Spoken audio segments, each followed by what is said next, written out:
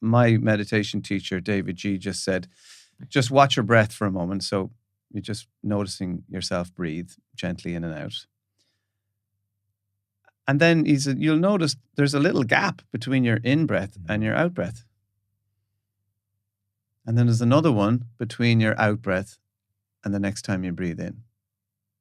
Now, they're tiny little slivers of humble space. I had never noticed them before. Most people would never go, hey, Tony, there's a gap between my breaths and you. You're not. We're just getting on with it. Yeah. Breathing, I think why it's so profound a lot of the time is because it's literally keeping us alive. It's the number one thing that we cannot do without. If we stop breathing, we stop living. Gone. And we never think about it. You just get up in the morning, what have I got to do? And this little miracle is happening, just like an engine just ticking over the whole time. And it's like when we sit into our car, what am I doing today? Reversing out of the driveway, you're off to work. The day that car doesn't start, you're like, oh, what? You're like, I took it for granted. My engine just started, So when I started to notice these little slivers of, wow, there's a little space there. Oh, and there's another one. There's another one. And there's another one.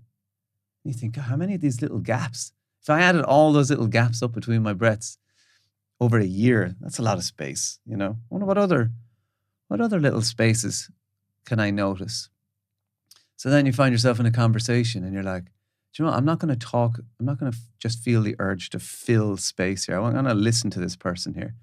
And then you realize by talking less in a conversation and listening, there's more space, and the person you're talking to is now feeling really listened to. And you're like, okay, there's some pockets of space, and I think that's just magical because then it starts, I see it like a zebra crossing. Sometimes we can be looking at, say, the black stripes of busyness and that's all we see. But then there's all these white ones side by side. So maybe that's a simplistic little analogy. But